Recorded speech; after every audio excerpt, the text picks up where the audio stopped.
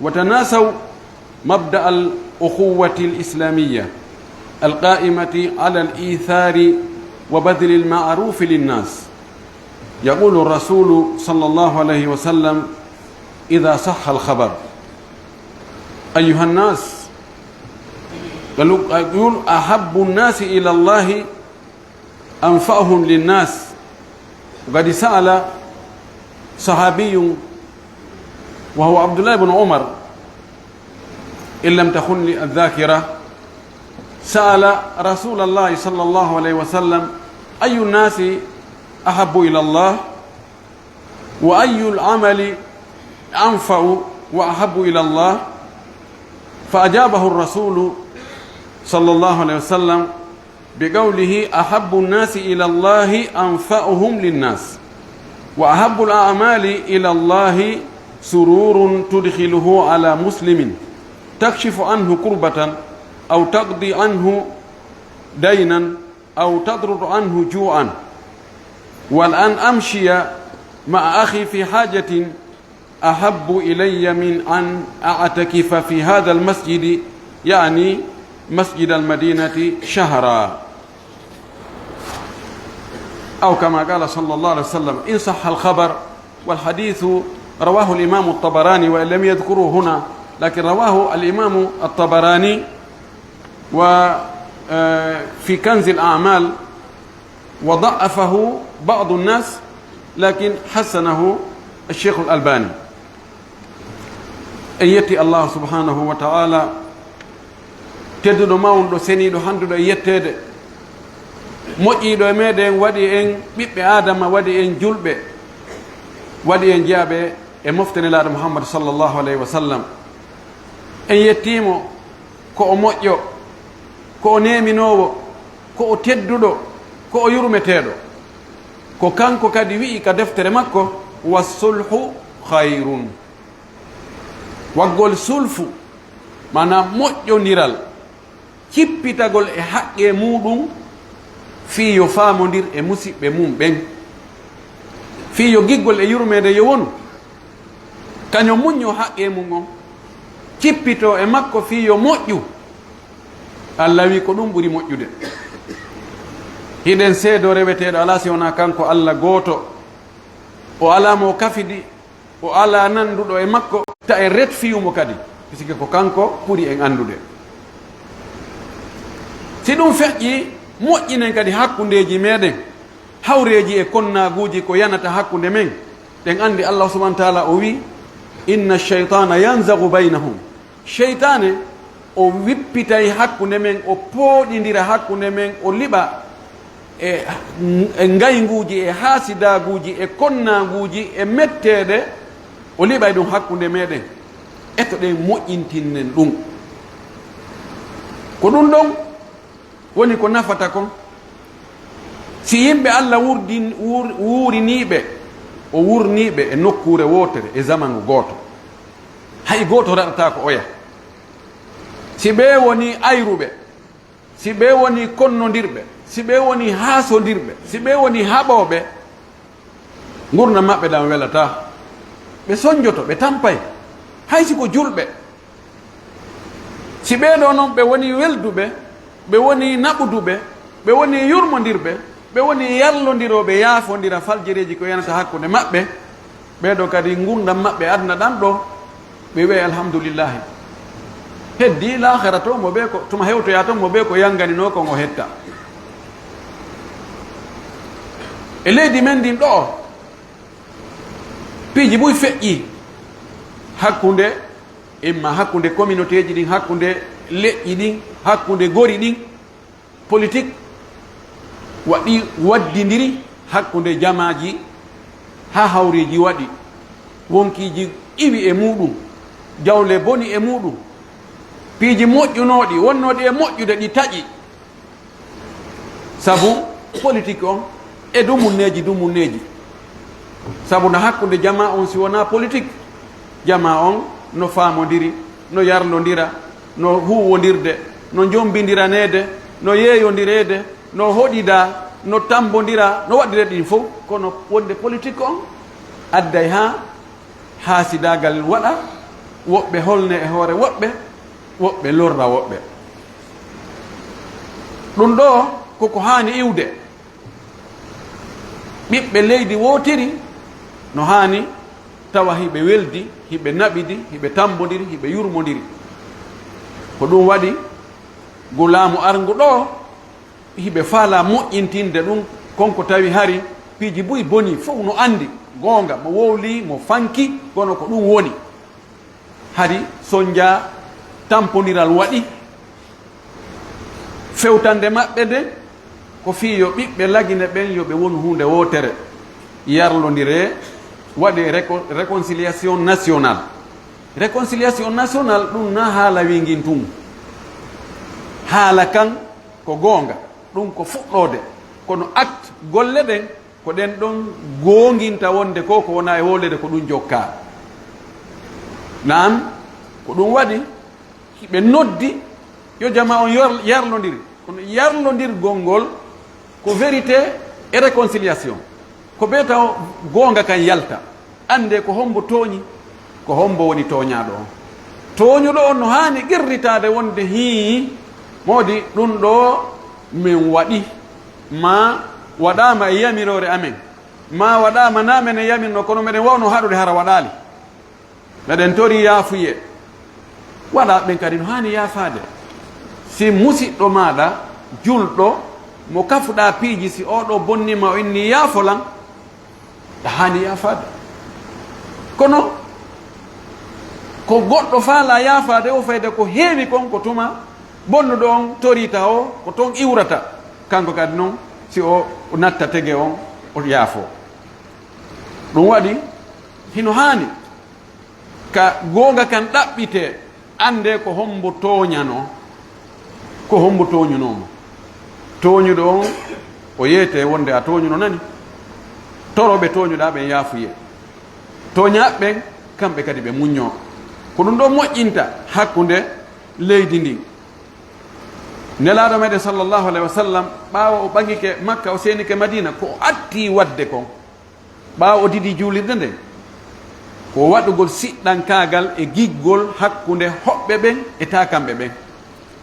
tawde ɓe woni joni communauté goto ɓe woni hodduɓe ɓe woni huwodiroɓe ɓe woni immode jooɗode hiɓe kipi hunde wootere si ɓeeɗo tawi ɓeya ko feere menen ɓeya kadi wi menen hara e moƴƴa o waɗi mu aha hakkunde maɓɓe ɓe wi ka hutba ɗo o wi sabu moƴƴintingol hakkundeji meɗen hawreji ko yanata kon ɗum ɗo noon ko hunde yaajude no wawi niveau hakkunde leñol e leñol niveau hakkunde préfecture e préfecture niveau hakkunde gorol e gorol niveau hakkunde hawtuɓe hakkunde musidɓe hakkunde baba gotoɓe niveau hakkunde wonɓe kawtal ɓe no woodi haɓuɓe niveau hakkunde wonɓe golludude wonɓe société goto kafuɓe golle tawa probléme yanino hakkude maɓɓe ha ɓe lanci fayda moggo ɓe lanci ma ɓe gaynino few ɓe lancino tawa mo ɓe no kambana oya ɗum no woodi noka nder ɓeygure kadi hakkunde aaden e ɓeygu mum hakkunde aaden e ɓiɓɓe mum no woodi ɓiɓɓe go ɓe ala innude mawɓe muɗum fes no woodi mawɓe ɓe haajaka e ɓiɓɓe mum few no woodi sonnaɓe doguɓe pottiti mawdi mum few no woodi worɓe wonɓe faalaɓe raɗade ɓeygu mum ta no jogiri no ɓaawa junngo ɗum ɗo fof no haani neɗɗo on yilto moƴƴintinna ɓay Allah subahana taala wi wa sulhu hayr ko waɗugol ko moƴƴi kon moƴƴingol ngol ko ɗum ɗon ɓuri moƴƴude etagol no moƴƴira ko ɗum waɗi fi etagol moƴƴintingol hakkunde yimɓe nelaɗo no makane wonde hay si on tigi gollitiriɗo fenade haray no dagi o yaha o inna o ya ndaara an hiɗa ƴettiri o contrôle hiɗa añi o hiɗa waɗi ɗum ɗo a jaɓali famodire a jaɓali hiwrodiron ndaarale o kanko na ɗum o joganima haray o rew kulle jemma ndaara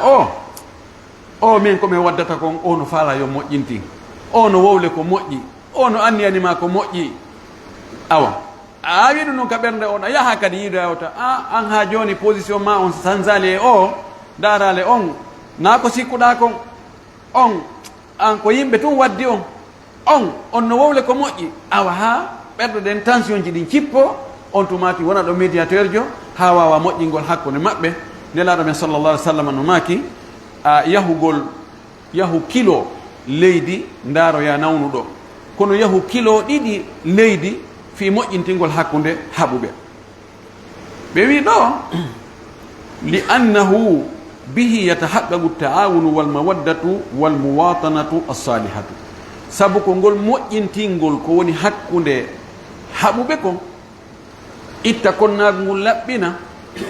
itta ngaygu ngun itta ɗurodiral ngal ko ɗum waɗata ha wallodirgol ngol e giggol ngol e hoɗudugol moƴƴol ɗum wawa wonde tentini o waktu mo tawata yimɓe bus hara kadi ko julɓe fayda fooliɓe rasisim yagal menen on mbin ko kaarimi bambani no waɗi wo min miɗa andi menen ko menen woni gorol gotol ko menen woni siɓɓe ko menen wo haalata haala wota kono ko goto men iwri ko menen waɗi ɗum ɗo ko menen waɗi ɗum ɗa hara tefata anda si tawi o mo wonɗa e bambande o ko toñuɗo ka ko toñaɗo laaɗo maki koye bamban siɗɗo ma on wallitoɗamo o toñiwo o toñawo ɓeyni si tawi ko kanko toña meɗen andi ko honno min wallitamo min bambanamo min jinganamo min dartoɗa e makko kono siko kanko tooñi kadi ko honno min wallirtamo ɗon e hoore ko kanko tooñi laaɗo maki ko ya nanngu junngo makko ngon inna yo accu tooñe haray a wallimo o wi yimɓe bus e julɓe hande yani yiɗalngol hoore mum tum fayda moƴƴereji ɗum fooli ɗum intérêt personnel nafoore mum nden tum min simi heeɓi luttuɓen no waɗi wo fayda yeeya leydi mum ndin fof fi intérêt hu gokku tun ni o wi hande ɗum fooli yimɓe buy ɓeɗo wawɓe noon ɓe yejjiti taho fuɗɗode wonde siɗɗankagal ngal kal islam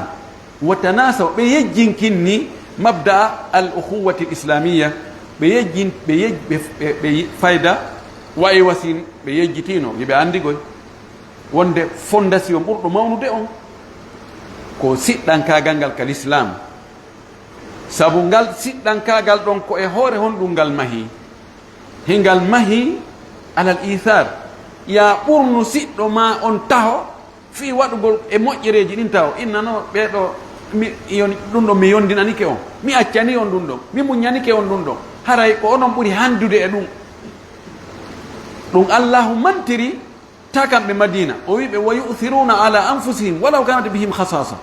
haysi ko hunde personnel maɓɓe hunde tawata ko kamɓe foddi e mum kamɓe handi e mum ɓeyna noon ɗum ɗo mi muñanike hoɓɓe ɓen min muñanike ferɓe ɓen min muñanike iwɓe ka muɗum acci galleji mum e golleji muɗum ari fi darnagol islam siɗɗankagal islam ko ɗo mahi si ari tawi yoni beru pet accana ɗimmojo ma on e ngol ɗo e laawol aroyowol ngol kanko kadi o accane kono boyi yejjiti ɗum yejjiti kadi waɗangol yimɓe ɓen moƴƴereji ñawlu allah waɗana yimɓen ko moƴƴi si ɓe yoɓalima allah kan yoɓete ko ɗum waɗi wallahi ma khasira man agrada allaha subhanahu wa taala bil ihsan ila nnas perdata mum wallahi perdata neɗɗo ñawluɗo allah o ñawli allah honɗum moƴƴagol e tagore allah nde oɗo perdata ñande gogo allah wurtoyay goɗɗo waɗana ko moƴƴi ngalɗa i hay ko waɗanimmi hade sikkani ɗum ɗo few ko allah yoɓuma ñamade ya ñawlunomo ñande go waɗanɗa goɗɗo e jeeyaɓe makko ɓen waɗirɗa saabu makko hande o yoɓuma nelaɗo men sallah sallama imo maka oɗo hadis wirɗen noon hadis on ko imamu tabarani mo fillimo ko almujamul kabir walmujamul awsat walmujamu sagir il faut majji mo filliɗi e ɗen defte makko ɗon tati noon o hadis o mo addimo kono no toon wiyeteɗo miskine ibnu jarrah ono yeddodira si tawi ko e nunɗu ɓen o jeeya ka na e hoola ɓen o jeeya woɓɓe holnimo wona ibnu hibban woɓɓe goo yuwimo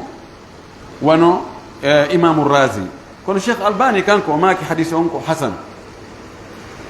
nelaɗo maki ɗo ɓaawo o landama wiya ko abdoullah ibne oumar landimo o ari o wi ene nelaɗo yimɓe ɓen fof ko hombo ɓurani allah golleji ɗin fof ko honɗum ɓurata welde allah ndaare ɓe sahabaɓe kamɓe fi tigi on ko wela yalla ɓe wonno e ɗaɓɓutude. Nelaɗo jaabimo o maaki yimɓe ɓen fof ko ɓurani Allah, ko ɓurata welde Allah, ko ɓuro o nafude yimɓe ɓen wo. Naawigol dey ko ɓe telimile ɓen, ma ko ɓe boowe ɓen, ma ko ɓe nokku kaari, ma ko ɓuraysiyankoɓe ɓen, ma ko haasimiyankoɓe ɓen, ko jeya ƴiiƴankaari en. Na ɗum dey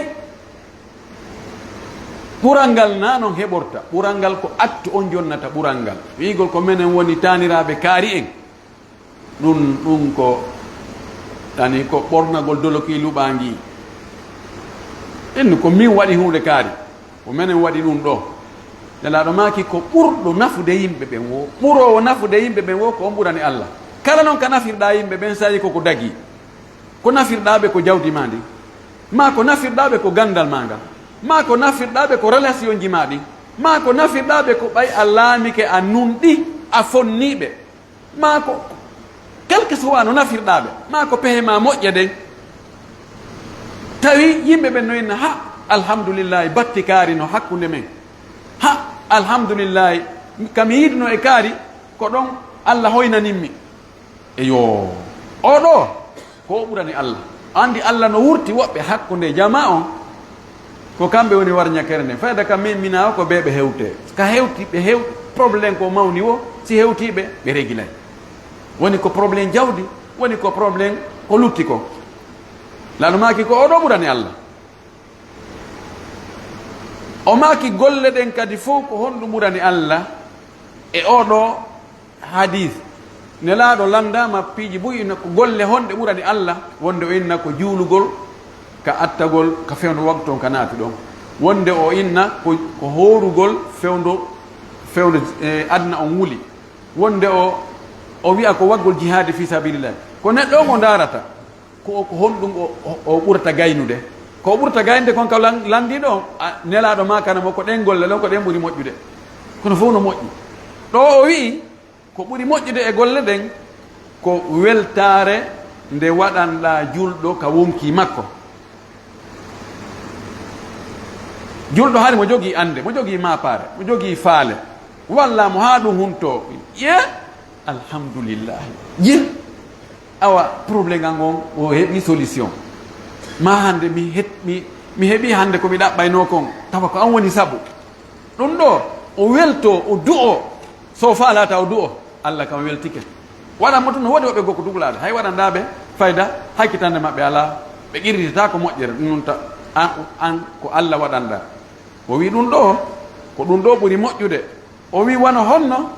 o wi takshifu anhu kurbatan, ittanamo sattede, haare mo mari sattede ittanamo sattede nden. Mo jogino ordonnance o ronku heɓde ko sooda lekki, jonnamo o sooda lekki, o ñawdo Allah dikkinamo. Hari o ala ko ñaama, walla mo heɓa ko ñaama. Hari o ala ko yoɓira loas, walla mo heɓa location. Hari goɗɗo no faala mo jattude tumbul leydi, o falli ha ronki o ñawa mi hakkidima e Allah, daroɗa wallamo ha o hetta haqqe makko on. ɗum ɗo fof ko ittangol on tigi tampere. O wi aw tagdi anhu dayna ma yoɓanamo ñamade. Hari mo ñawli fayda o suuta rewirde ka canal ɗo, o ara haɗa ɗum o takko ko non en fotto e yeeso ɗa, tawi mo aani mo maapi etoɗa o ara wallahi aden no ñawli ɗo sabu dépense ɓeygure e alhaaliji ma jawle yimɓe bonirilam taw wona tembete yoɓanama inna ɗo mi ƴetti probléme ala ɗon ɗumanno to mi régulé wallahi aw tadruɗo annu ju amma raɗanɗamo heege ɗaɓɓanamo saku mara. O wi kankon laaɗo nde mi yaadata e siɗɗo an fi huntugol haaju makko on mi doga mi jokkamo mi daranomo ha haaju makko on hunto. O wi ɗum no welanmi ɓuri mi ufinagol mi wona ka nder juulirde ɗo e rewgol Allah ɗo tun hara ko juulugol e janngugol e hoorugol ko ɗum tun mi watta ka juulirde ɗo. O wi ɗum ɗa no ɓuranimi. O waɗi ko juulata hoora waɗa ɗi moƴƴereji goto wiyatama alibarka ko hakkude ma e Allah. Dewal ngal tawata moƴƴere mum nde yawtay waɗɗo on hewtoya goɗɗo goo ngal no ɓurani Allah no ɓuri moƴƴude edi dewal ngal tawata moƴƴere nden ko rewɗo on tun heɓata. Si a hoori goto wiyatama alibarka, kono sa itti sadaka jonni goɗɗo wiyay alibarka. أيها المسلمون، لا يخفى عنكم أنه قد كثر الاختلاف في الآراء وامتلأت كثير من القلوب بالشحناء والبغضاء، والمخرج الأوحد وسبيل النجاح هو قوله تعالى: إن هذه أمتكم أمة واحدة وأنا ربكم فاعبدون. قال النبي صلى الله عليه وسلم: إن المؤمن للمؤمن كالبنيان يشد بعضه بعضا وشبك بين أصابعه. فمعنى البنيان التواضع لا التكبر، بطر الحق وغمط الناس، وتقديم المصلحة الجماعية على الفردية، والاعتراف بدور الفرد في الجماعة. musidɓe julɓe tedduɓe yiɓɓe Allah fuu no andi suuɗaki hande pehe yimɓe ɓen, opinion on, faaleji yimɓe ɓen no luutodiri, ɓe no fewtiri ni, ɓe no fewtiri ni. ɗum waɗi ha ɓerɗe ɗen fayda heewi konnaguji e ngaynu añidirama. ko waɗi ka fokkita toon yimɓe ɓen no serti, ɓe ano fokkitiri funnangue, ɓe ano wina to menen ko hirnangue. ɗum no woodi ka leydi men ɗo, mancha mum on ɓunduka ɗum tubbi ɗon, sabu ɓurɗo mawnude on ko politique on, ko ɗum wonti. si woɓɓe ɓannama, woɓɓe woɗɗinama, woɓɓe yiɗama, woɓɓe añama, woɓɓe mawlama, woɓɓe tappama, luubama, ko pellet ko ɓuri fanɗude kon ko ngaygu ngun wonay ka ɓernde. hay so on tigi wawali yaltinde yaasi, o suusali yaltinde yaasi, kono ka ɓernde ko ɗum watta ha on tigi heɓa bakka to pisa o innayi ɓen ko noon way, ɓen ko huɗaɓe, ɓen ko bomɓe, ɓen tamimul hata i hata on, wigol ɓen fuu ko faljere. kono wonde si ɓernde heewi mone, wonde hundu ko tutta e ko tutti wo tawa hara moƴƴana on tigi. joni noon ɓaawo ɓerɗe ɗe heewugol ngayguji e konnaguji hakkunde muɗum, laawol yaltirgol ngol porte sortir unique on gooto petti ɗimmo ala, laawol fii sortago e ɗum ɗo sortora polgal ko gollitirgol o aya ɗo ko Allah subahana taala wi'i: inna hadihi ummatukum ummatan wahidatan. ngol ɗe mofte ɗo, o nation ɗo, nation mon on ko nation gooto, jama mon on ko jama gooto, wa ana rabbukum ko min jeyi on fof faabuduni rewelam. en fof waɗen ko en maccuɓe Allah, en fof ko Allah tagi en, hay gooto ala suɓiɗo yeeti Allah min ko ni mi faala ya moƴƴiniran, min ko mi faala ko ya waɗan pullo, ma ko ya waɗan maninkajo, ma ko ya waɗan sosojo, ma ko ya waɗan portojo, ma ko ya waɗan américain jo, ma arabujo, ko ya waɗan ɓalejo, ma danejo, ma juutuɗo, ma raɓɓuɗo, ma gorko, ma debbo, ma ko e o zaman ɗo mi wurata, ma ko e ndileydi ɗo mi wurata, hay goto suɓaki. ko ɗum wiyete al awsafu tardiya, ko Allah waɗi. ɓay noon ko Allah waɗi, jaɓen ko Allah waɗi. wota konnor goɗɗo ha soramo, monoranamo, fii mo wowla ka haala ɗo. ahina kanko tagi hoore makko waɗanimo kanko haala ɗo, ma fay ko ɗo o iwri, ma ko ndimbadi ɗo o wayi, ma himo ɓawli, ma himo rawni, ma himo labba, ma himo waɗi ɗum ɗo, mama waɗi ɗum ɗa la. idan o wi ɗum ɗo e watten ɗon konngol maku nelaɗo ka o maaki: inna almumina lilmumini kalbunyani yashuddu ba'duhu ba'dan. o wi julɗo on e ɗimmojo makko julɗo on, hakkunde julɓe ɓen no way wano maadi, ko yoga sembinta yoga, o wanni ko hakkunde kolle makko ɗin ni ɓe addalu ɗo kono wa shabbaka bayna asabihi. ndi maadi ɗo ndi woniri ɗo ni ko élément hoykum be ittoya feere, kankun tunnum kum wonana e hunde. biriki sa wallineɗe ɗo e to, sa towni birikir ne ha doga akkiti ko poso watta nde lanco. si jande wallinama ɗo ni tun jande ɗen tun hatta goɗɗo diwa. siko sima on kadi sakuji ɗin tun wallina ɗo, ɗum kadi wonata suudu. siko jaare on men kono ɓay ƴettama birikire bakama e takko birikire, sima on addama lowama hakkude ɗon jogodiri. si ɗum ɗon woni ɗon ha yoori, sa ari a honki ɗon ko an barmata, ɗum yawata yande hara heeɓi doole. ko jogodiral ngal, ko wallodiral ngal, ko tambodiral ngal, ko yiɗidirgol ngol neɗɗo goto on no o sifori wo, kanko tun o wona hay fus. chef de l'état on si tawi gardien ɗum fof accitimo ɗon fof pottitike wallahi kuusoɓe saret o si rendike mo ɗon o yejjitata ɗum regilamo heña idan ko yimɓe ɓen ko jama o wi ɗo fa mana al bunyan mana ndi maadi ɗo attawadu ko yontigi yankino lat takabbur na townitagol mawninkinno ɗum le woni bat ko wiyete takabburu mawninkinnagol ma mawnintinnagol batrul haqqi ko bugitagol gonga min hakkitande ala est ce que na gonga haysi ko gonga no ɓay ko oɗo wowni naɓuri a gonga ma on nokkugo ana ɓay ka nawra gonga ma ange gonga ma mi hakkitande en ala e muɗum no waɗi wawɓe noon koy wa gamtu nnas e yewitagol yimɓe ɓe mo yiwo kañum ngel kadi on kadi hakkitande on ko a yaali o ustage wel ngal kadi a yaali ngel karama ko wel a yaali ngel jula wel a yaali ngel hunde kaari wel kañum no konti ko kañum tum woni soobe on o wi ko ɗum ɗo wiyete townitare ko wallata yimɓe ɓen ko ɗum yo itte fes on ti wona cippitiɗo wa taqdimul maslahati jamaati ala al fardiya heedina yeeso nafoore jama on intérêt jama on wattira ɗum yeeso edi intérêt neɗɗo gooto on tigi qirri to kadi noon wonde neɗɗo gooto kadi no jogii rôle e jama on par ce que jama on ko afrad hiya al jama al afrad homo wujjitamina fa kawwanu jamaata yani jama intérêt jama on no sengude intérêt gooto kono anden ko gooto gooto kadi wonti jama mo ɓe wakkilo anden sa yi hunden kelɗi ko ɓay oɗa waɗi oɗa kadi waɗi oɗa kadi waɗi oɗa kadi waɗi si ɗum ɗo si gerdama noon communauté on jama on nation on ɓe wonay e jang ɓe wonay jondoleɓe ɓe wonay nanodirɓe haajuji maɓɓe ɗin feeway inchallahu allah junngo makko ngon ballal makko ngal doole makko ɗen tambitagol mo ngol no wondi e jama on si yimɓe ɓen serti haray ko cheytane woni ɗon aqulu ma tasma'una wa astaghfirullaha li wa lakum wa li sa'iri lmuslimina min kulli dhanbin wa khati'a fastaghfiruhu innahu huwa alghafuru rahim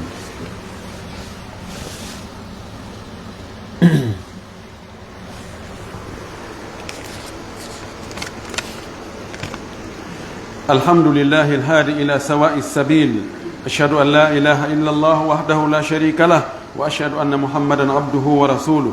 صلى الله عليه وعلى آله وصحبه وسلم تسليما كثيرا أيها المسلمون بالسمع والطاعة لنصوص الشريعة هان لنا أن نتمسك بالاستقامة ونسعى إلى الإصلاح وتقويم الأخطاء والتحلي بمكارم الأخلاق التي هي الحب المتبادل والمواطنة الصالحة كل في حرفته وعمله فإن تدارك الهفوات وطمسها يؤدي إلى الإصلاح وجمع الكلمة ووحدة الصف ومن ثم التطور والرخاء أيتي الله سبحانه وتعالى فونو وأن نبا اللاول حق نوغل لاول فتي ngol las ngol ɓoylaki ngol turaki hiɗen seedo ko kanko gooto woni reweteɗo o ala ɗimmo o ala nando hiɗen seedano nelaɗo makko on jiyaɗo makko on giɗo makko on suɓaɗo suuta makko on wonde o ko o nulaɗo makko kadi ko o suɓaɗo suuta yo Allah juula makko juula e sahaba makko ɓen juula e yimɓe suudu makko num siɓɓe makko ɓen juula e kala jokkuɗo ko ɓe jokki kon ka diina yo Allah taw Allah yo jokki en kan diina ha mayre nden tawa e muɗum allahumma amin musidɓe julɓe tedduɓe nanugol ɗofto ƴi'al ko sharia on woni e wowlande en kon ɗi waajuji wonɗi ka alqur'ana e maakuji nelaɗo ko wona ɗen e yamirede e nder ɗin e ko wona ɗen e haɗede ɗum ɗo ɓayi ɗum ɗo no ka alqur'an wonde yiɗidir ye muññodir ye moƴƴin ko woni hakkude men kon e hawreji ta en accu konnaaguji ɗin fendo ka ɓerɗe men duumo ka ɓerɗe meɗen nelaɗo kadi no rerɗini en wonde yo en wonu muññiɓe yo en wonu yaafotoɓe yo en wonu moƴƴinoɓe ɗum ɗo awa fewdanike en nde jogitoto ɗen ko feewi kon wonen feewɓe wonen nunɗuɓe wonen moƴƴuɓe wonen nafoɓe e to ɗen wakkiloɗen gollitiren tagaji men ɗin fof fi moƴƴintingol ko bonno kon fi ret fiyugol moƴƴintinna palje feƴƴunoɗe ɗen e jogagol jikkuji moƴƴi moƴƴi nelaɗo maki jikku moƴƴo neɗɗo jogiiɗo jikku moƴƴo sabu on jikku moƴƴo no hewtinamo daraja ñallooɓe horude waala juulude hara kanko le o watta ɗum kanko ñallata horude naafugol o waalata juulugol naafugol ka ñande yiɗamo o tenen alkamisa no ñamatu kono no wakkili no jogii jikku moƴƴo lorrata goɗɗo few no muññi lorra muɗum hewtata goɗɗo nafoore mum de mberi ko mari feere kon fof ɗum nafude yimɓe ɓe oɗo heɓa e daraja ɓuri ñallowo horude waala juulude si tawi o ala jikku moƴƴo jikkuji moƴƴi ɗin nelaɗo no manti ɗum ko ɗum wasi allah subahana taala ko ɗum o mantiri nelaɗo makko ngo wi wa innaka la ala huluqin adim an mouhammad hiɗa e jikku mawɗo hiɗa e jikku mawɗo o maaki innama buistu li utammima makarima al ahlaqi o wi min komi nelira wo ko fi timmintinnugol jikkuji moƴƴi ɗin annabaɓe ɓen fof ɓe addino jikkuji moƴƴi ɓe waɗi mi ara noon mi tokko ɗon min kadi ko ɓe luttinno kon e jikkuji moƴƴi mi waɗa ɗum ɗon timma tis woɓɓe inni ɗe dewe fopp ko wiyaɗen yen waɗu ko ekkitagol fi moƴƴingol jikku men on ngol o jikku moƴƴo no jeeya e muɗum honto ɗum yaltitata anndo o wi koyo giggol wattite hakkunde men yiɗami mi yiɗe ko heewi kon si a yiɗilam a lorratalam ko heewi kon si a yiɗilam ko marɗa feere nafugol lan kon a nafay lan si a mara feere a wonnalan konngudi moƴƴi wallahi docteur ɗon ɗo désolé kono wallahi ɗon fodde mum min kadi ko noon a andi enen ɗo hiɗen e jang haray kono si a añilam mi añima mber wo taaga hon ko mi mari feere lorrugol mi lorrata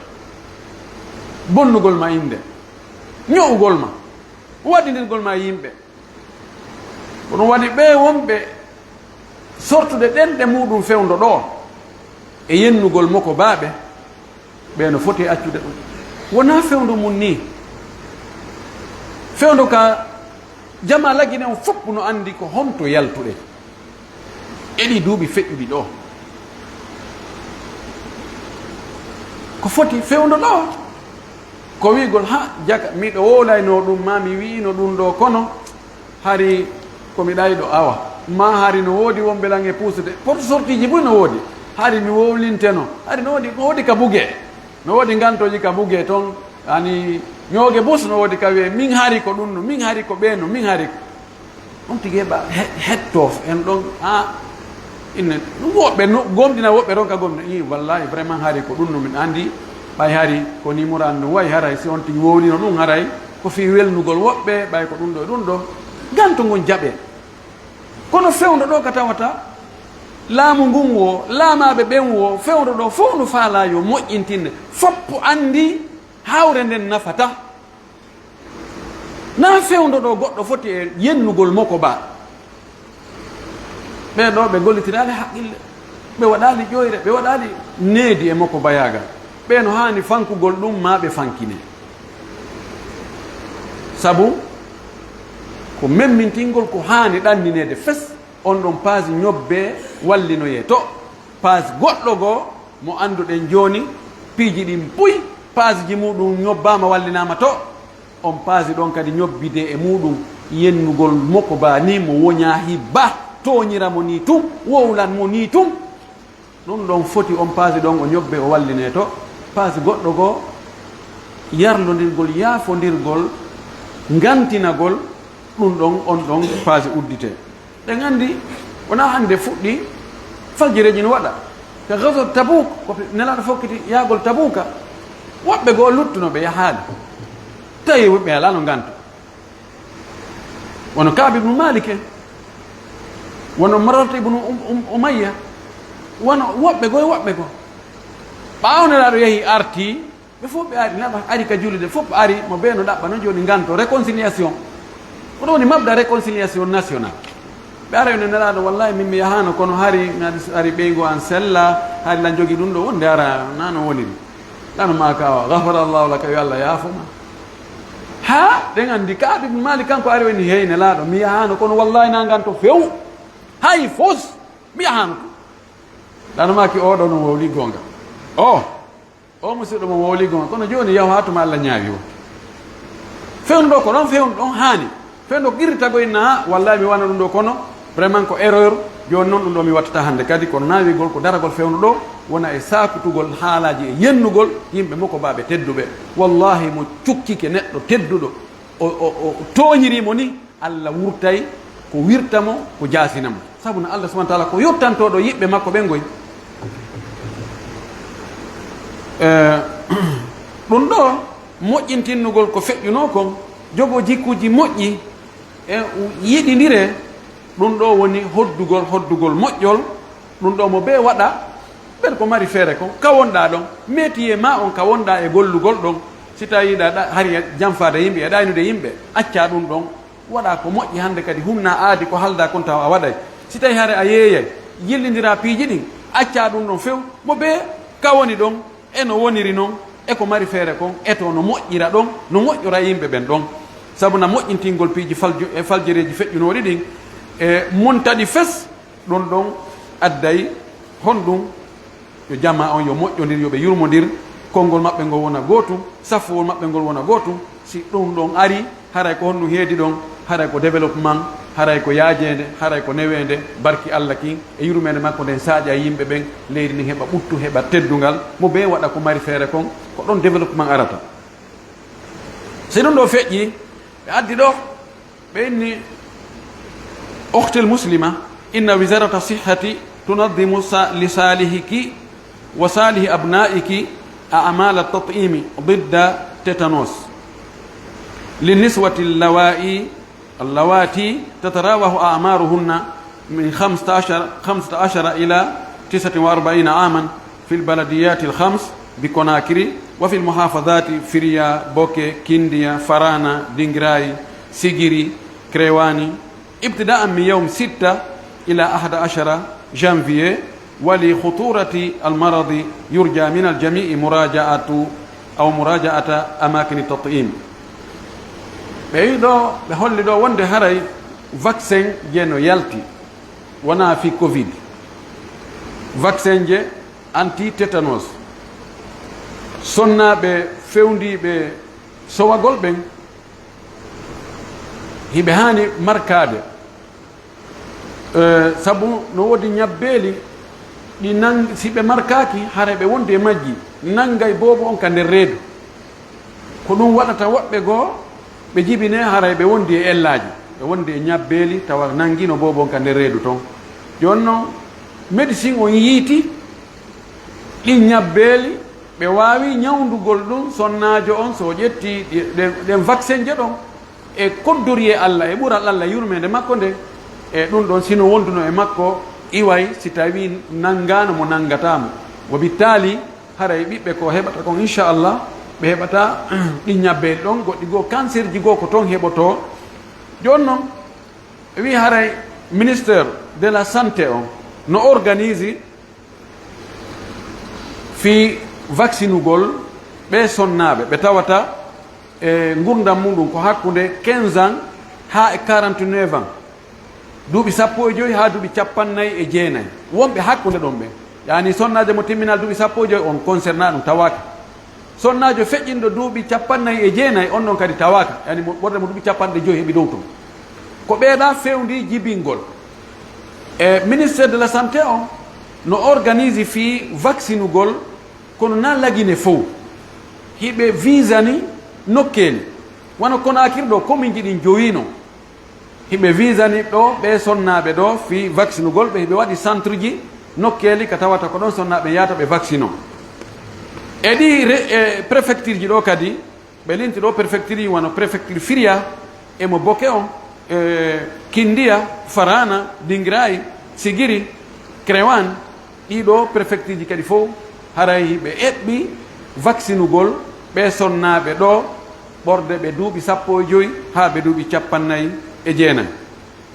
ɗum ɗo ko e ndu leyru ɗo ndu leyru janvier ɗo sabu hulɓinagol nawnare imma nde ɓe soƴi wonde nde aray e ɗi nokkuji ɗo fi vaccinagol waɗa himaya renugol hoore mum tawa e waɗana hoore muɗum maadi fi wata nawnare nden hewtu ɗum ɓe ɓi vaccinugol ɗo haray no jorta sonnaɓe ɓe tawata ko e ɗi nokkuji ɗo ɓe woni e ɗi duuɓi ɗo ɓe fewndi ko fi nafoore maɓɓe de ɗum woodi no yimɓe boyi yoɓe no o vaccin je mi annda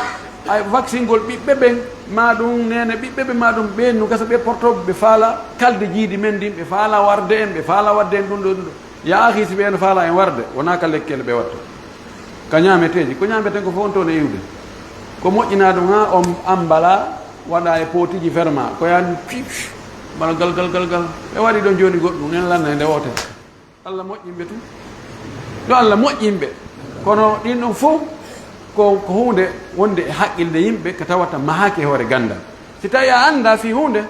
allah wi kon fasalu ahla dhicri in kuntum la ta'lamun on ɗon ahlu dhicri ɗon ye jogui docteur ɓe jogui professeur ɓe ka médecine landonen ɓe ene o vaccin ko adda ko fi markugol ɓe sonnaɓe menen ɓe wimen ɗum kono menen sonnaɓe amen min falaka ɓe ɗumanno ko on ɗum yiiɗoge ɗum yen jogui docteur ɓe ɗo hoolaɓe si ɓen ɗon wii en moodi hi yo sonnaɓe moɓe vaccine o ala ko hayta jaɓen si ɓeygu ma nawni joni naka ɓen naɓata si ɓe windanima ordonnance na ɗum ƴettata si ɓe wi ko piqure si ɓe wi ko comprimé si ɓe wi ko opération fof a wiye samina watana idan ɗo yen jogui référence kayilto ɗen si tawi e sikkiti ɗaɓɓen hoolare ko ɗum ɓen ɗon e ko ɗum ko nafoore ko mara heɓata siɗɗo docteur jo mo hooliɗa anduɗo mo tawata ko noon yiltotoɗa e muɗum si a heeɓi nawnare ko sifa ɗum ɗo siyani si ari sikkitagol ko yowodiri e ka médecine taƴetto haalaji yimɓe taraw goɗɗo mo jangga hayude hay o anda hay no pikirte ha ande wiyetuma heyi ɓe ko ɓe addani ɗum ɗo ko fi hunde kaari ahita tewta ɗum ɗo en torki allah subahana taala yo allah pottan e nawnaje ɗen fop allah ittan o covid e omicron e ko wayi wa muɗum fopp yo allah laɓɓin ɗum e leyɗe ɗen fof naɓa ɗum ka ɗum lorrata hay goto ɓe allah jarribori nawnugol ɗum ɓe yo allahu dikkinɓe faatiɓe mum ɓen tawi koɓe julɓe yo allahu yaafo ɓe yarloɓe en tori allah subahana taala yo allah moƴƴin hakkude julɓe ɓen fof yo allah moƴƴin hakkude ɓiɓɓe leydi lagine ndi en torki allah subahana taala allah waɗa giggol e yurmede hakkude ɓiɓɓe lagine ɓen waɗa lamɓe ɓe lamɓe feewuɓe numɗuɓe hulayɓe allah hunnayɓe fodoreji ɗin waɗayɓe ko wi'i waɗay kon allah waɗa ɓe yurmede wonande mofte ɗen waɗa e jama on kadi nanoɓe jaɓa yo allah waɗan e yaajede newede ɓuttu e teddugal yo allah ittan en e ñabbeli e ɓittede e tampere e lorraji ɗin fof o loltinani ɗum kadi yaajede newede torki allah subahana taala allah waɗa huuloɓe allah torki allah subahana taala yo allahu okkoro en peewal yo allahu okkoro en aduna moƴƴo okkoro en lahara moƴƴo yo allah poɗu balɗe men e hoore dina jaɓaka warsi ken kadi battane moƴƴo